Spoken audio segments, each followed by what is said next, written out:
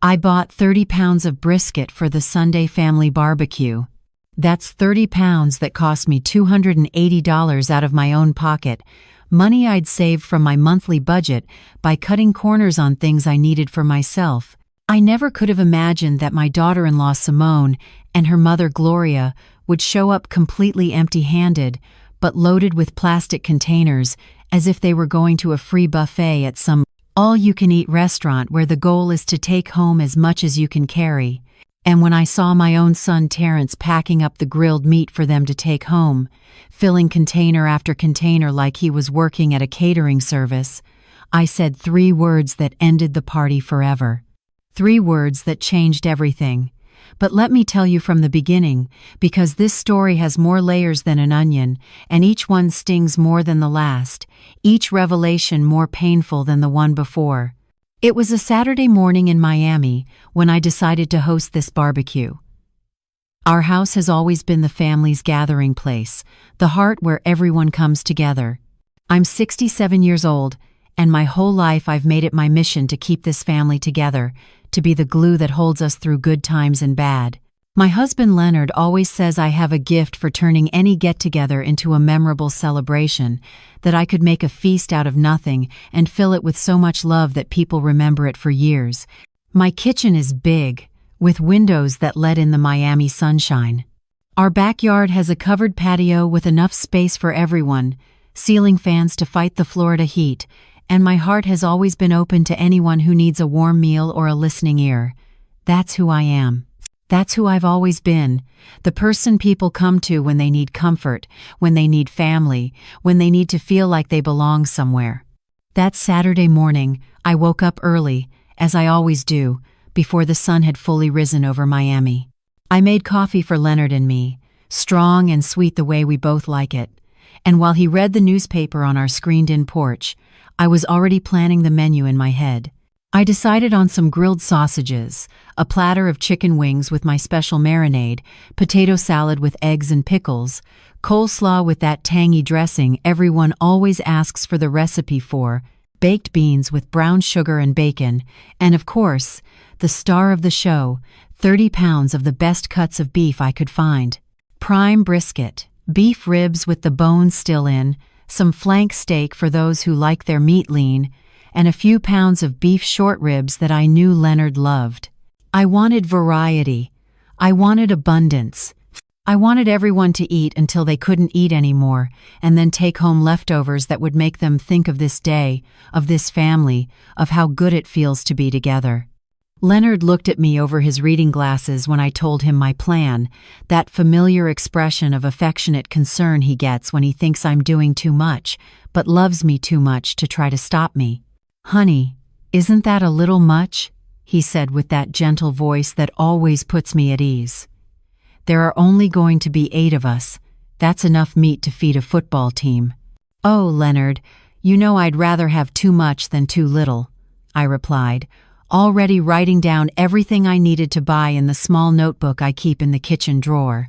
Besides, if there are leftovers, everyone can take some home for the week. You know how Terrence loves my brisket, and the girls always appreciate having something ready-made for their families. I went to Johnson's Meat Market around noon, when the Miami heat was just starting to build but hadn't yet become oppressive. The butcher, Mr. Johnson, has known me for over 20 years, since Leonard and I first moved to this neighborhood. He knows my standards, knows I won't accept anything but the best, knows that when I'm buying meat for my family, quality matters more than price. When I told him I needed 30 pounds of beef for a family barbecue, he whistled low in admiration, a sound that made me smile with pride. "Mrs. Henderson, this is going to be a feast to remember," he said, his expert hands already moving toward the display case, selecting cuts with the precision of someone who's been doing this work for decades. "Look at this brisket. See that marbling? That's going to melt in your mouth. And these beef ribs, they're at the perfect stage of aging. You're going to have people talking about this barbecue for months." I paid the $280 without hesitation, though I felt a small pang seeing that much money leave my wallet at once. It was a lot of money. Yes, more than I usually spent on groceries in 2 weeks.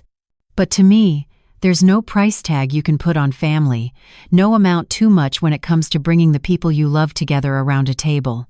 I've always believed that a good meal is the best way to show love, that food prepared with care and served with generosity speaks louder than any words ever could. Every dollar I spent on that meat was an investment in happy moments, in shared laughter, in the family unity that means more to me than anything else in this world. When I got home with the groceries, Leonard helped me organize everything in our big refrigerator and the extra freezer we keep in the garage. The meat took up most of the space, wrapped in white butcher paper, each package labeled in Mr. Johnson's neat handwriting. Seeing it there, waiting to be transformed into a feast, filled me with a satisfaction that's hard to explain. This is what I do. This is what I'm good at. This is how I show the people I love that they matter. Tomorrow is going to be a perfect day, I told Leonard, as we put away the last packages, arranging them carefully so everything would stay fresh. He smiled at me, that warm smile that's gotten me through 45 years of marriage, and kissed my forehead. Every day you cook is perfect, Velma, but I have a feeling this one is going to be special. That afternoon, I called everyone to confirm they were coming, going down my mental list of family members, making sure everyone knew what time to arrive and that they were looking forward to being together. First, I called my son Terrence. He's 34 years old, a good man, a hard worker in construction who takes pride in doing quality work. But since he married Simone 4 years ago, I feel like something has changed in him, something subtle but unmistakable. It's not that she's a bad person exactly, but sometimes it seems like he walks on eggshells around her, like he's constantly trying to keep her happy, even if it means compromising his own judgment or values.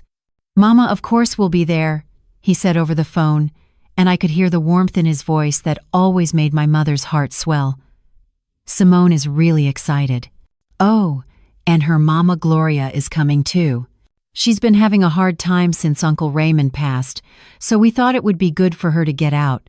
I hope you don't mind. Mind? Of course I didn't mind. My house has always had an open-door policy, a place where anyone who needed family could find it. Gloria is a 58-year-old widow who lives alone in a small condo across town. Her husband had died the year before, and I knew she was struggling with loneliness. I thought it would be nice for her to share the day with us, to feel like she was part of something warm and welcoming. How naive I was, how completely unprepared for what was coming. I also called my nieces, Erica and Louisa, who always show up with a homemade dessert or a side dish, who understand that a family gathering is a group effort where everyone contributes to make everything perfect. They're the daughters of my sister Claudette, and they were raised the same way I raised Terrence, with values about respect and reciprocity and understanding that when someone invites you to their home, you don't come empty-handed. "Aunt Velma, we're so excited," Erica said when I called. "I'm making my pecan pie, the one you taught me to make. And Louisa is bringing her famous banana pudding.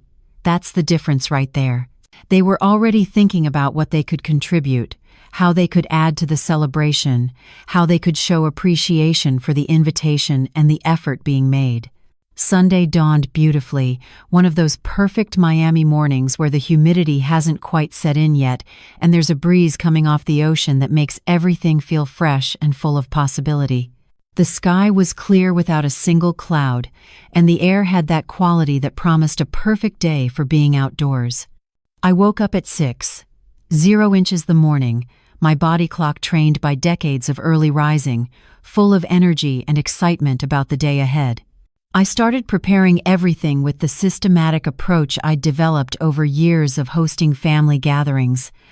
I set the big patio table with the floral tablecloth I'd bought on sale at Macy's last summer, the one with the bright tropical flowers that always made me think of celebration. I took out the good plates, the ones with the gold rim that I only use for special occasions, the ones that had been a wedding gift from Leonard's mother all those years ago.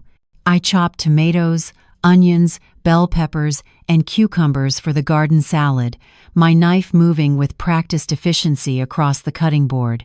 The aroma of freshly chopped onion filled the kitchen, mixing with the smell of the coffee. I kept warm on the burner for when the guests arrived. I could already imagine everyone sitting around that table, talking and laughing, the sound of family happiness that I'd worked so hard to create and maintain. Leonard took charge of the grill, as he always does. He has always been meticulous about fire preparation, treating it like the art form it is. He says the secret to a good barbecue is patience and properly prepared charcoal, that you can't rush the process if you want everything to turn out right.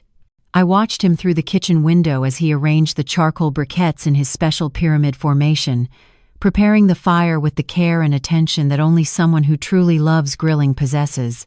Meanwhile, I prepared the potato salad, boiling the potatoes until they were just tender, mixing them with mayo and mustard and chopped eggs and sweet pickle relish. I made the coleslaw, shredding the cabbage by hand because I've never trusted those pre-shredded bags from the store. I opened the cans of baked beans and poured them into my big pot, adding brown sugar and molasses and pieces of bacon, setting them on the stove to simmer and let all those flavors meld together. By 10:30 inches the morning, the house smelled like heaven. The beans were bubbling on the stove, sending up clouds of sweet, savory steam. The potato salad was chilling in the refrigerator.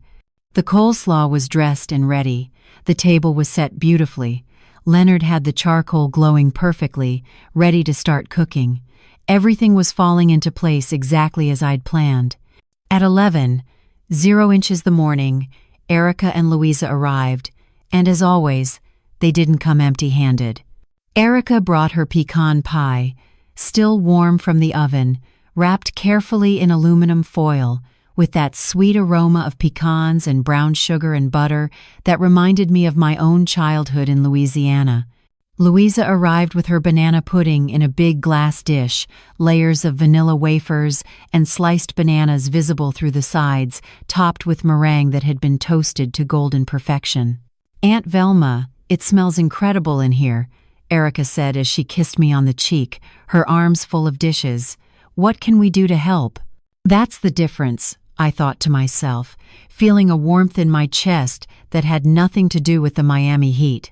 They came asking how they could help, their hands full with gifts for everyone, with that generous attitude that makes a family gathering truly special, that makes it feel like everyone is invested in making the day wonderful.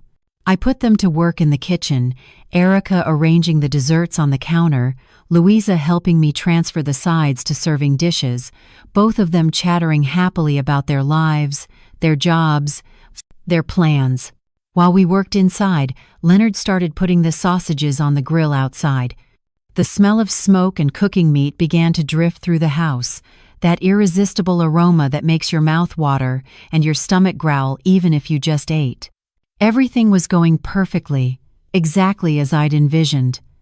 The house was filled with laughter and the sounds of family. The aroma of the barbecue was beginning to perfume the entire backyard. I felt completely in my element, doing what I loved most, bringing people together through food and love and hospitality. This is my happiness, I thought as I watched Erica and Louisa working alongside me. This is what makes all the effort worthwhile.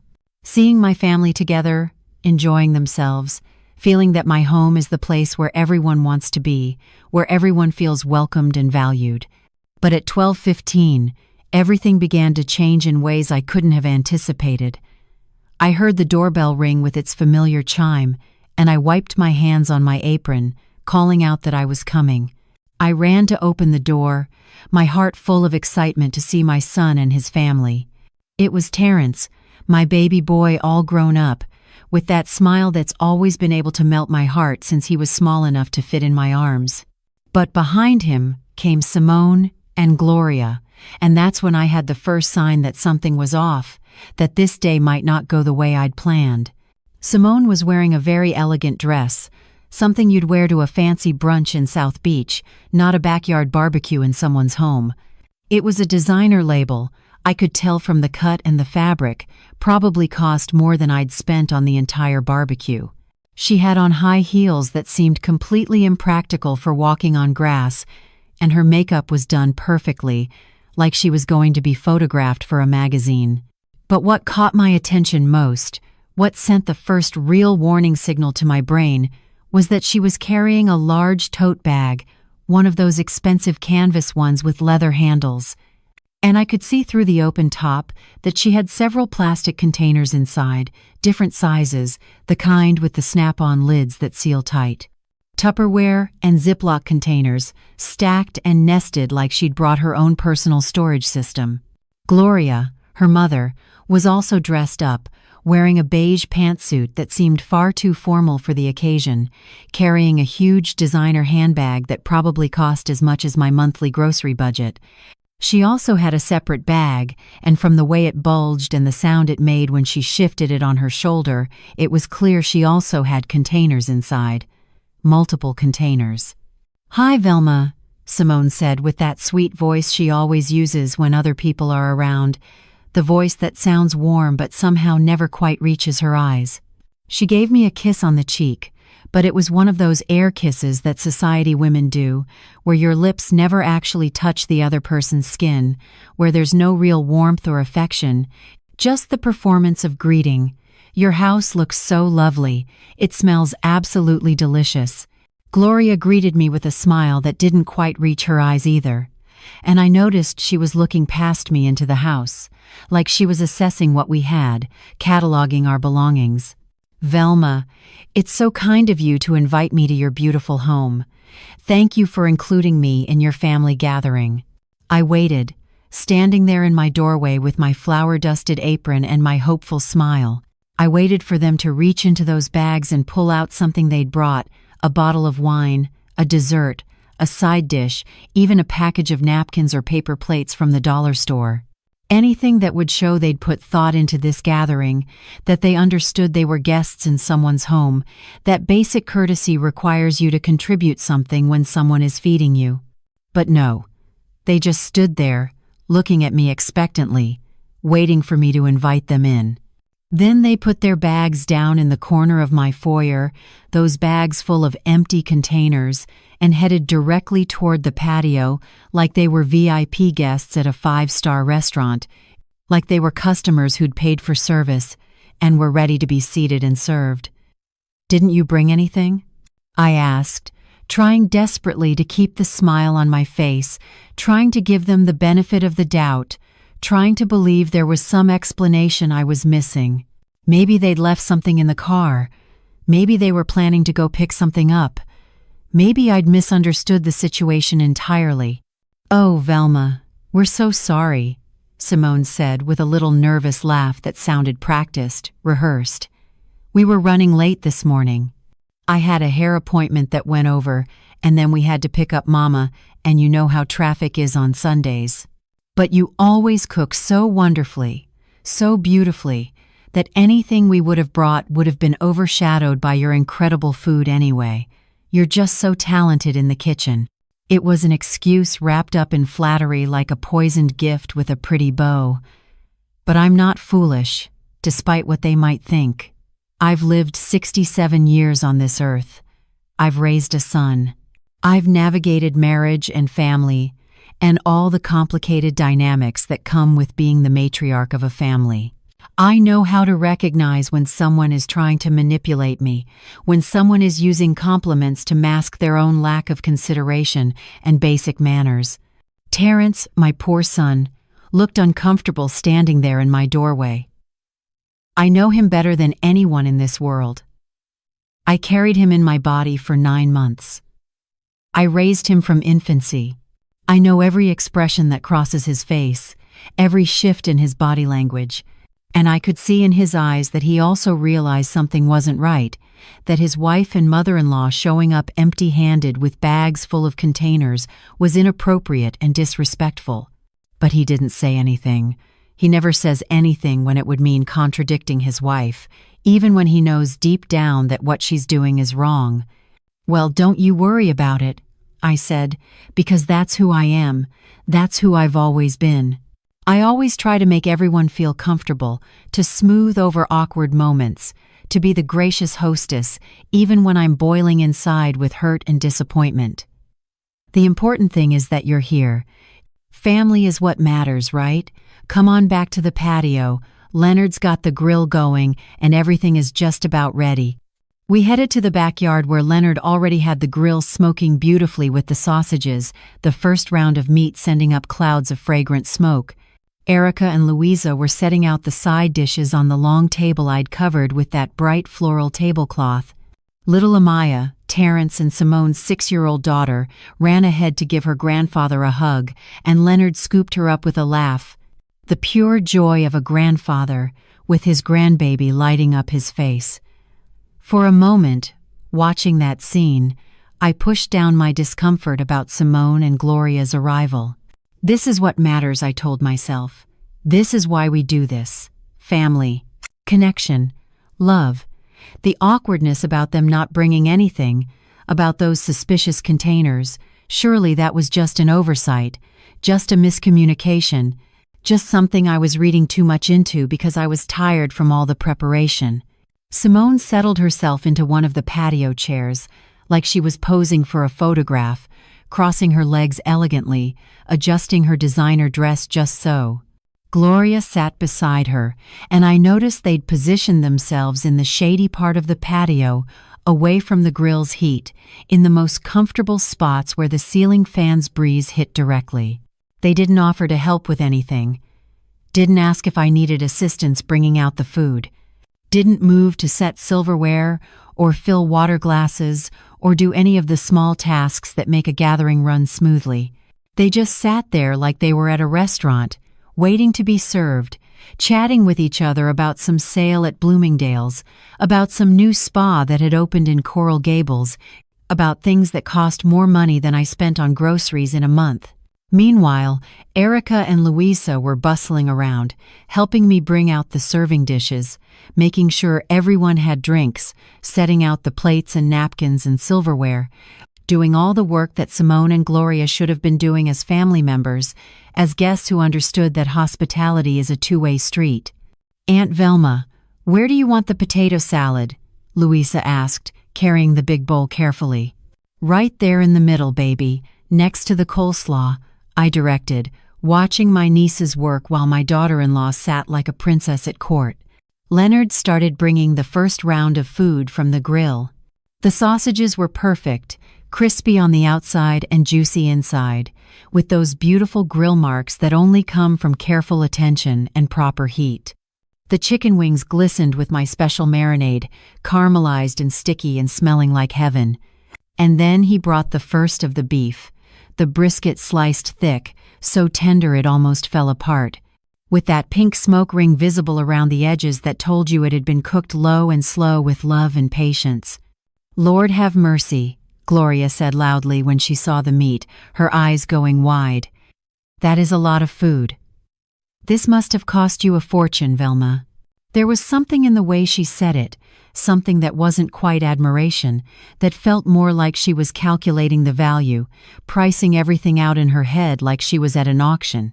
"Oh, I don't mind spending when it's for family," I said, trying to keep my voice light even though something about her comment had set my teeth on edge. "That's what family is for, right? Taking care of each other." "Absolutely," Simone chimed in, reaching for a plate. "And nobody takes care of family like you do, Velma. You're just so generous, so giving." Again, the words sounded right, but there was something hollow underneath them, something that made them feel less like genuine appreciation and more like she was buttering me up for something. We all sat down to eat, and for a while, everything seemed normal. The food was delicious, if I do say so myself. The brisket was so tender it melted on your tongue. The ribs were falling off the bone. The sides were perfect, each one complementing the meat beautifully. People were eating and talking and laughing.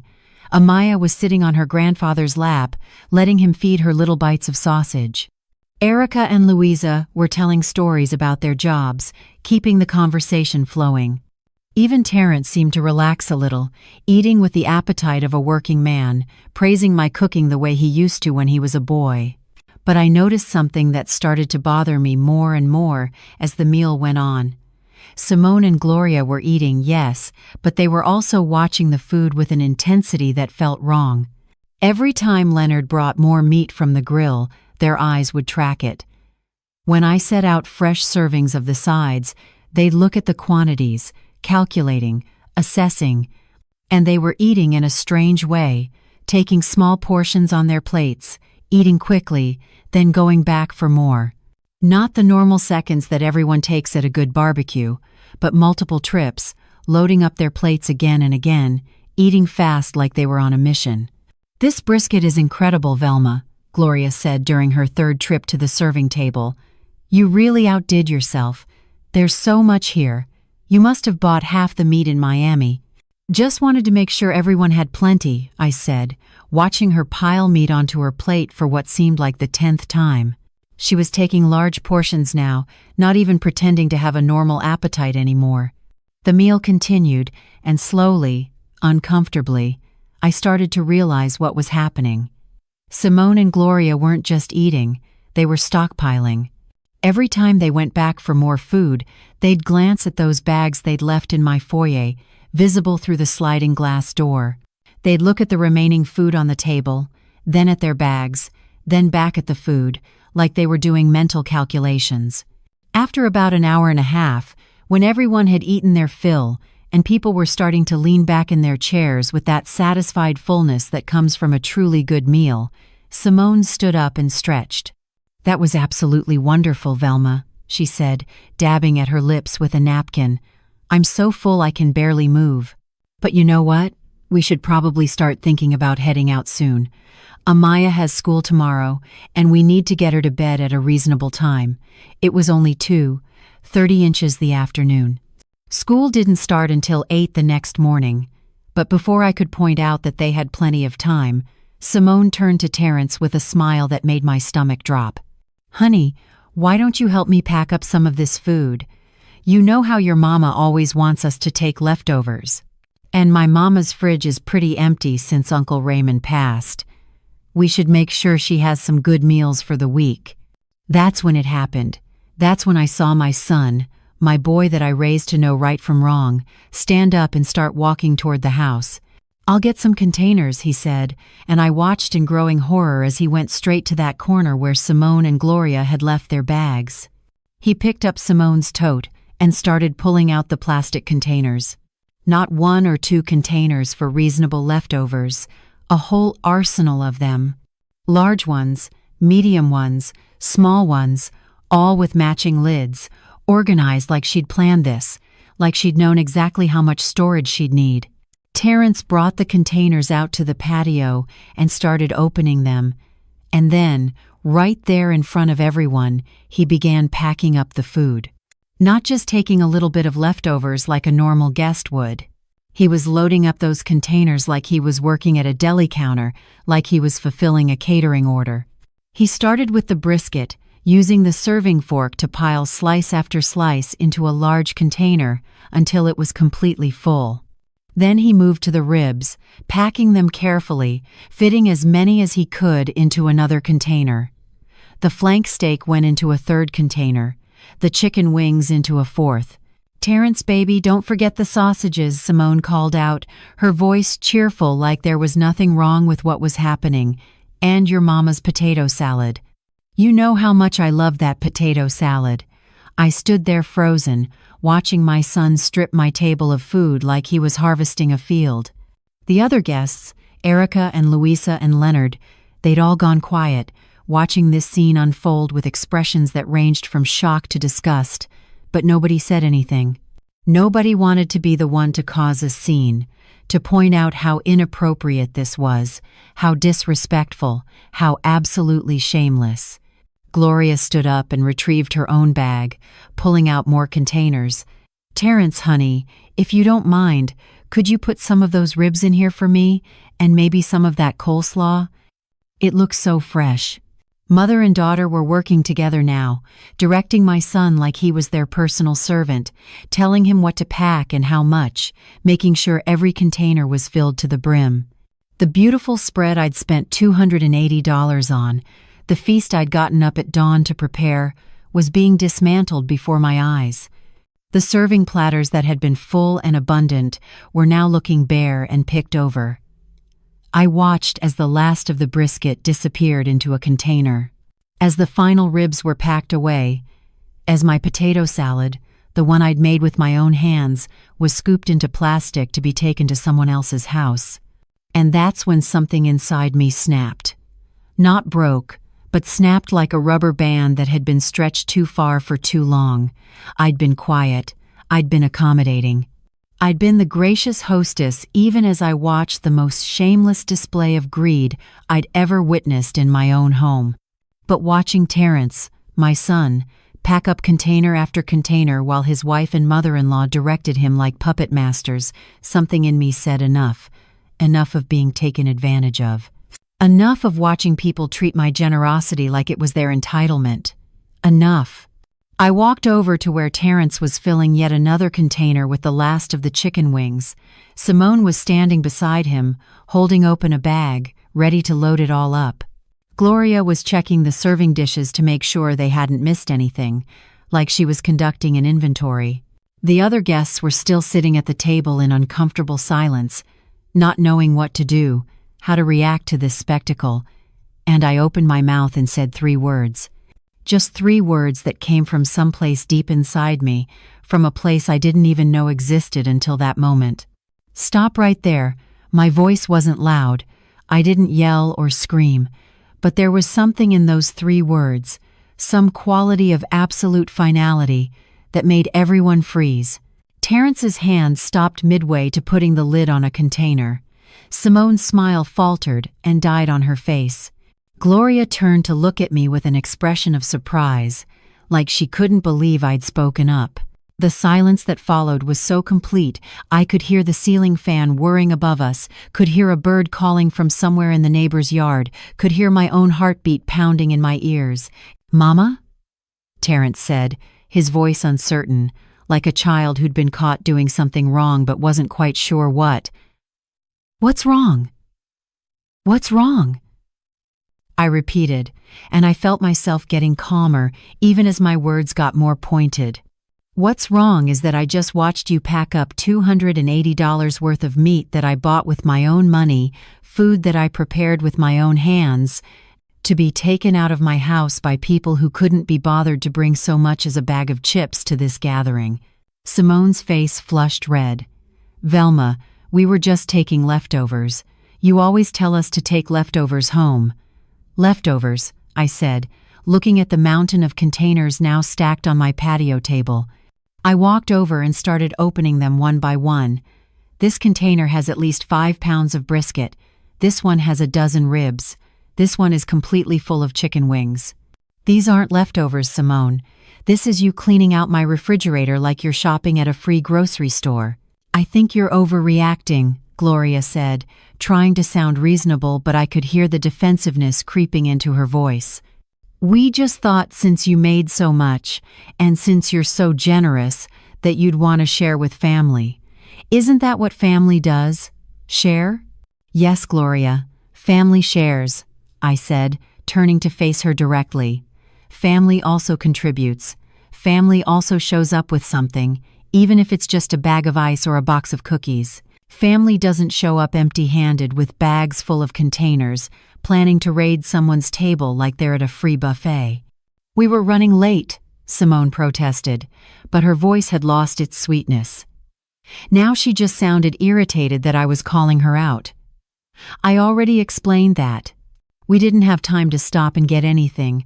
You had time to pack all these containers, though," I observed, picking up one of the large Tupperware pieces. "You had time to organize a whole system for taking food home. You had time to plan this out. But you didn't have 10 minutes to stop at a grocery store and pick up a bag of rolls or a bottle of soda?" The truth was hanging in the air now, impossible to deny. This hadn't been an oversight. This hadn't been an accident of bad timing. This had been planned, calculated, deliberate. They'd come to my house intending to take as much food as they could carry, contributing nothing, treating my hospitality like it was something they were entitled to rather than something given out of love. "Mama, please," Terrence said, and I could hear the embarrassment in his voice now. "Let's not make a big deal out of this. We can figure this out." "No, Terrence, we can't figure this out," I said, and I felt tears starting to burn behind my eyes, but I refused to let them fall. "Because the issue isn't the food. The issue is respect. The issue is that your wife and her mother came to my home, ate my food, and then tried to take most of it home without contributing a single thing. And you helped them do it." "I was just trying to keep the peace," Terrence said weakly. "Keep the peace?" I repeated. "By disrespecting your mother? By letting your wife treat me like I'm running a charity kitchen? That's your definition of keeping peace?" Simone grabbed her purse, her face tight with anger. "I don't have to stand here and be insulted in front of everyone. We were just trying to make sure the food didn't go to waste. We were doing you a favor by taking it off your hands." "A favor," I said, and now I did laugh, but it was bitter and hurt. "You brought nothing. You contributed nothing. You planned to leave with half the food I bought and prepared, and you think you were doing me a favor? Come on, Mama," Simone said to Gloria. "We're leaving. Terrence, get Amaya. We're going." But Terrence didn't move. He stood there looking between his wife and his mother, and I could see the internal struggle playing out on his face. For years, he'd chosen to keep Simone happy, to avoid conflict with her, to be the accommodating husband, even when it meant compromising his own values. But something about this moment, something about seeing his mother publicly humiliated in her own home, seemed to be reaching him in a way nothing else had. "Simone, maybe Mama has a point," he said quietly. "We did come empty-handed. And this is a lot of food to take. Are you seriously taking her side?" Simone's voice went up an octave, sharp with disbelief and anger. "After everything I do for you? After how I take care of your daughter? You're going to side with her?" "I'm not taking sides," Terrence said, but his voice was getting firmer. "I'm saying we should have brought something. Mama's right about that." Gloria stood up, gathering her bags with exaggerated offense. "Well, I've never been so insulted in my life. Velma, I thought you were a gracious woman, but I see now that you're petty and small. Counting every piece of meat, keeping track of who brings what like you're running a business instead of hosting family." "You're right, Gloria," I said, my voice steady despite my racing heart. "I am keeping track.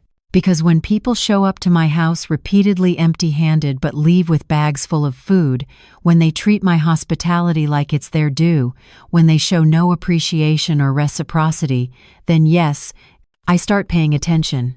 "Let's go," Simone said to Terrence again, her voice cold now. "Get your daughter.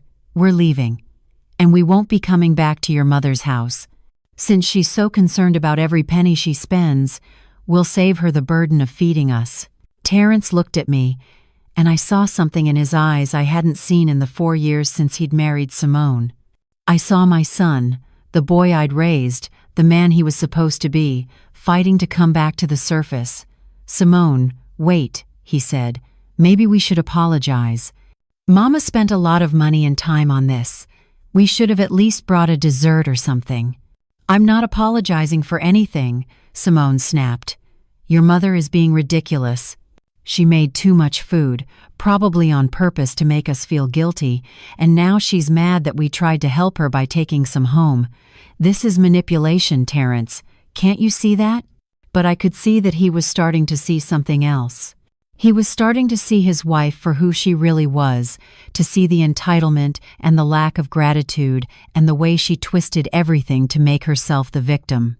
He was starting to wake up from whatever spell she'd had him under. "Simone, I'm staying to help Mama clean up," Terrence said, and his voice was firm now, more like the man I'd raised him to be. "You and your mama can go if you want, but I'm staying." Simone's mouth dropped open in shock. This clearly wasn't how she'd expected this to play out. She'd been so sure he'd follow her, choose her, let her storm out dramatically while he trailed behind apologizing. "Fine," she said after a moment, her voice icy. "Stay with your mama. Gloria and I will go. But don't expect me to forget this, Terrence. Don't expect me to just let this go." They left, Simone's heels clicking angrily across my tile floor, Gloria following with her bags and her wounded dignity. They took Amaya with them, my grandbaby looking confused and upset as her mother dragged her away from the party. The door slammed behind them hard enough to rattle the pictures on my wall. The silence that followed was heavy and uncomfortable. Terrence stood there looking at the pile of containers still on the table, at the depleted serving platters, at his family members who'd witnessed the whole ugly scene. "I'm sorry, Mama," he finally said, his voice breaking. "I'm so sorry. I should have said something sooner. I should have told Simone to bring something. I should have stopped her from packing up all that food. I don't know. I've gotten so used to trying to keep her happy that I stopped thinking about whether what she wanted was right or wrong." I walked over to my son and put my hand on his cheek the way I used to when he was small. "Baby, I know you love your wife. I know you want your marriage to work. But you can't love someone by letting them disrespect the people who raised you. You can't keep peace by allowing bad behavior." "I know," he said, and tears were running down his face now. "I know, Mama. I've known for a while that something wasn't right. The way she talks to you, the way she always expects things but never gives anything back. But I kept telling myself I was imagining it, that I was being too critical, that marriage means compromise. Compromise doesn't mean one person does all the giving and the other does all the taking," I said gently. "That's not compromise, that's exploitation." Leonard came over and put his hand on Terrence's shoulder. "Son, your mama and I love you. We want you to be happy. But we also want you to be with someone who respects your family, who contributes to gatherings instead of just taking, who treats your mama with the honor she deserves." Erica and Louisa quietly started cleaning up, taking the remaining containers inside, wrapping up the leftover food that hadn't been packed away. They worked silently, giving Terrence space to process what had just happened, what he was finally allowing himself to see clearly. Terrence stayed to help clean up, working quietly alongside the rest of us, scrubbing the grill, washing dishes, putting away the food that remained. We didn't talk much, but the silence felt different now, not uncomfortable but thoughtful, like we were all processing what had happened. When everything was clean and put away, Terrence sat down at my kitchen table with a cup of coffee, the same way he used to when he was younger and had something weighing on his mind. "Mama, can I be honest with you about something?" he asked, staring down into his coffee cup. "Of course, baby. You can always be honest with me." "This isn't the first time something like this has happened," he admitted, his voice heavy with shame. "Simone's done this before, not just with you but with other people. Last month we went to her friend's birthday party and she brought empty containers in her purse. She packed up so much food that the host looked embarrassed. And a few months ago, we went to her cousin's house for Thanksgiving, and she did the same thing, showed up with nothing, but left with bags full of food. I sat down across from him, waiting for him to continue, not wanting to interrupt now that he was finally opening up. "I've tried to talk to her about it," Terrence continued, "but she always has an excuse. She says we're on a tight budget, that we can't afford to waste money on food when people are offering it for free. She says it's smart, being resourceful, but Mama, we're not broke. I make good money. She makes decent money at her salon. We could afford to bring a pie or a case of soda to family gatherings. So why do you think she does it?" I asked gently. Terrence was quiet for a long moment, thinking. "I think she likes getting something for nothing.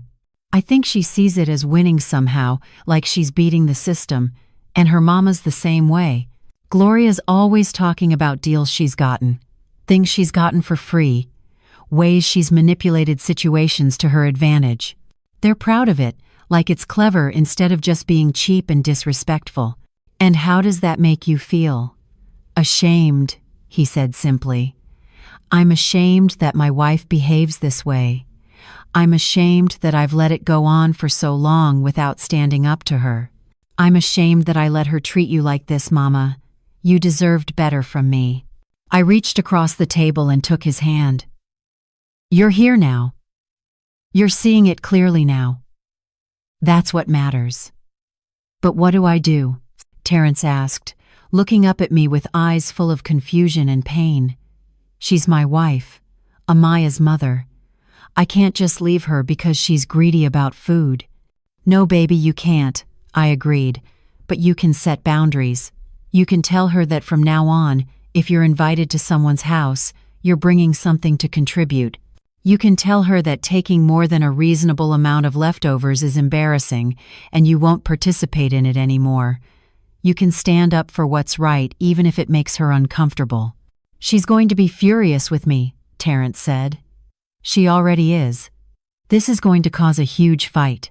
"Maybe it needs to," Leonard said, joining us at the table. "Son, sometimes marriages need to have hard conversations. Sometimes you need to draw lines and say, this is who I am, and these are my values. If Simone loves you, truly loves you, she'll respect those boundaries. And if she doesn't, well, then you've learned something important about who you married." The weeks that followed were difficult.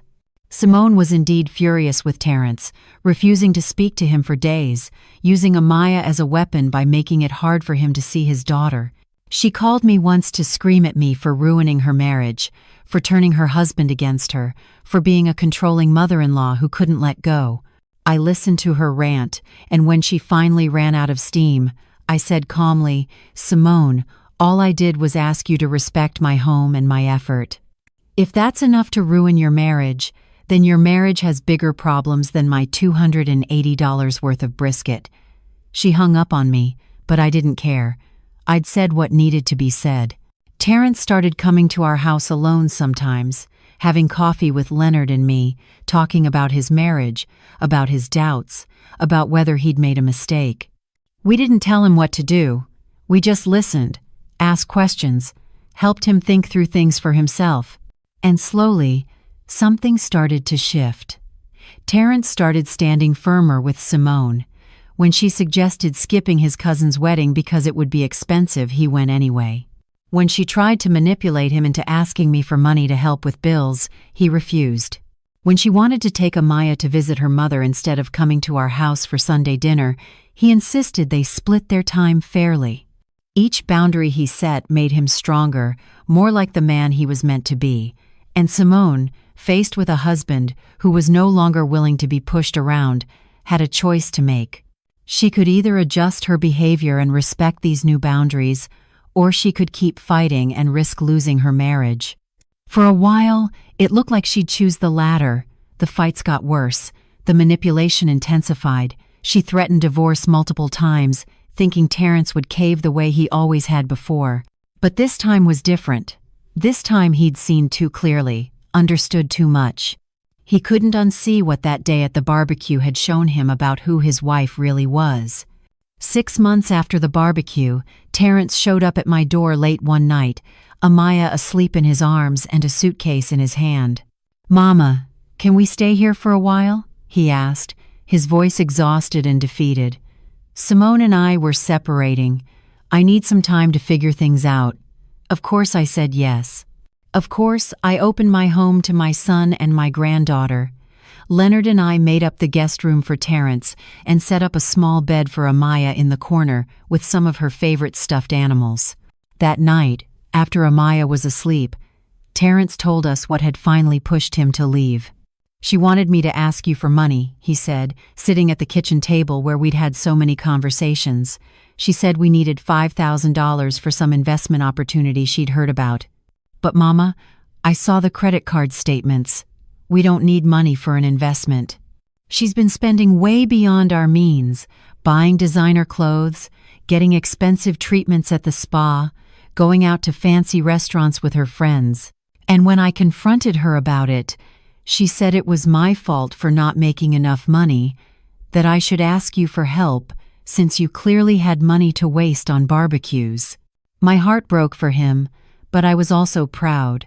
Proud that he'd finally stood up for himself, that he'd refused to drag me into their financial mess, that he'd chosen to protect his daughter from growing up in a home where manipulation and entitlement were the norm. The divorce proceedings started shortly after.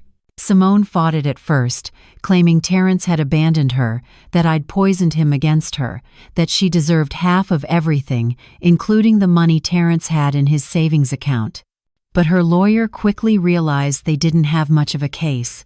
Terrence had documentation of her spending, proof of her financial irresponsibility, character witnesses who testified to her patterns of taking advantage of people's hospitality. The judge awarded Terrence primary custody of Amaya, with Simone getting visitation every other weekend. Simone was furious, but there was nothing she could do. She'd shown her true colors too many times to too many people. Within a year of the barbecue incident, Simone had moved to Orlando, claiming she needed a fresh start.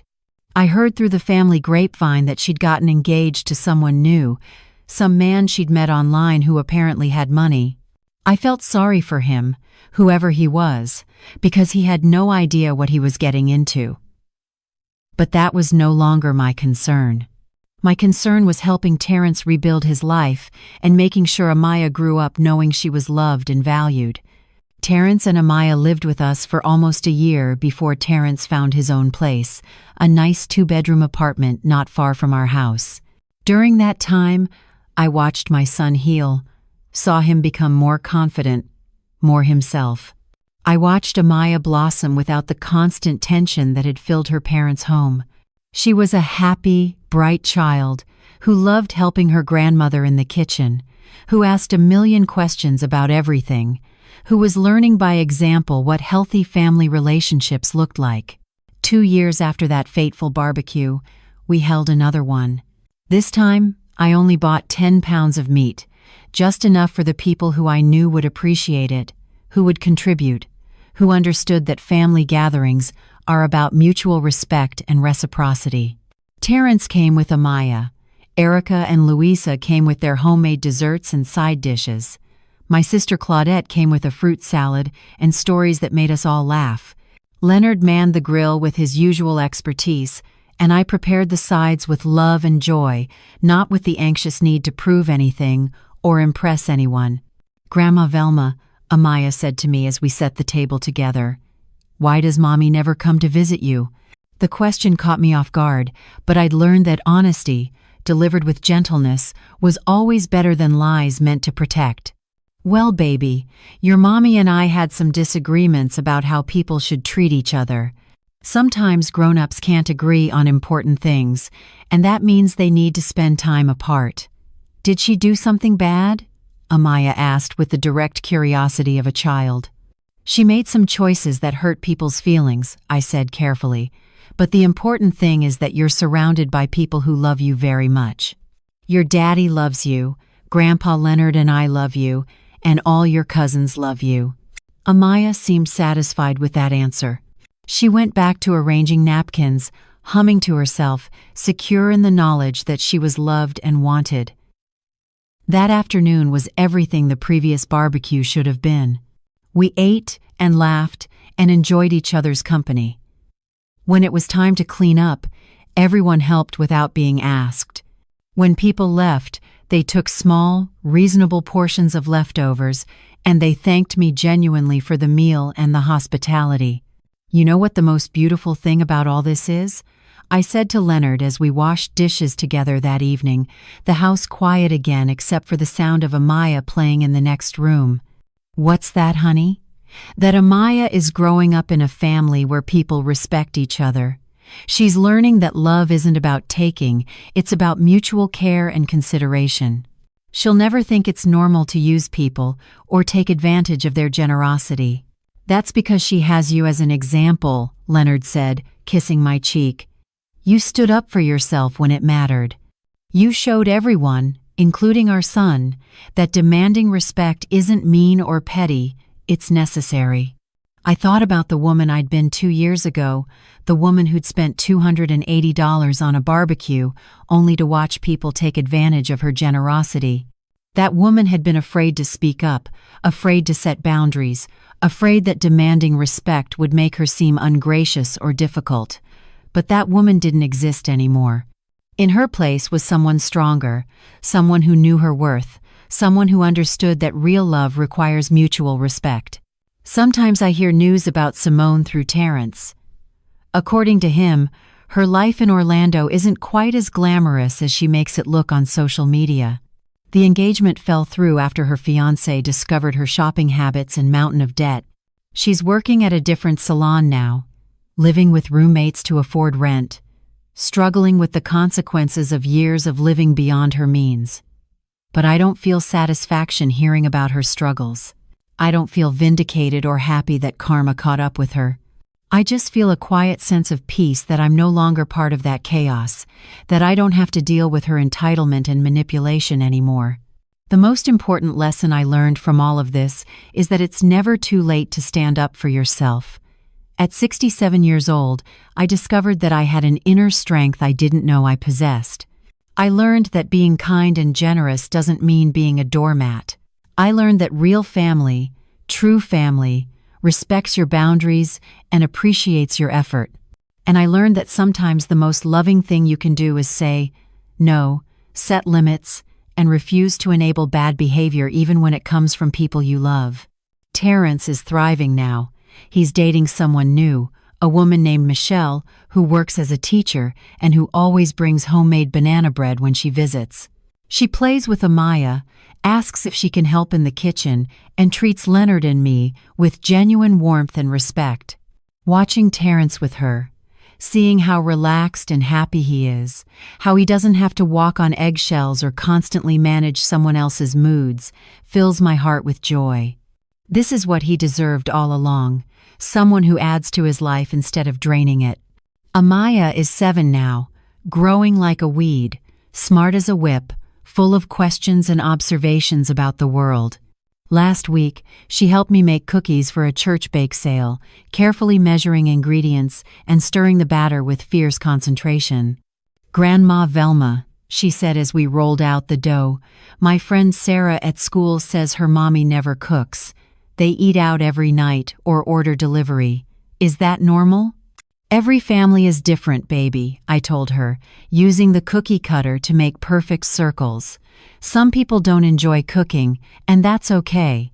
But I think there's something special about making food with your own hands, about putting love into meals and sharing them with people you care about. I like cooking with you," Amaya said, pressing her own cookie cutter into the dough.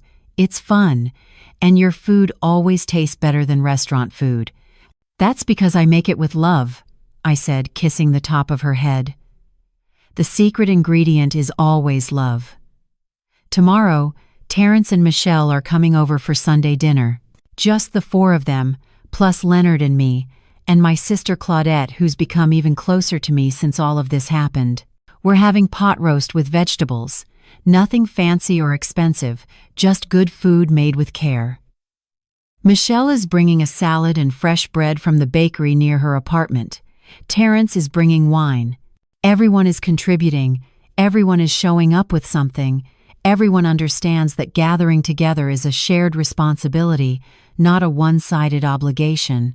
I no longer feel the need to prove my love through excessive spending or elaborate feasts.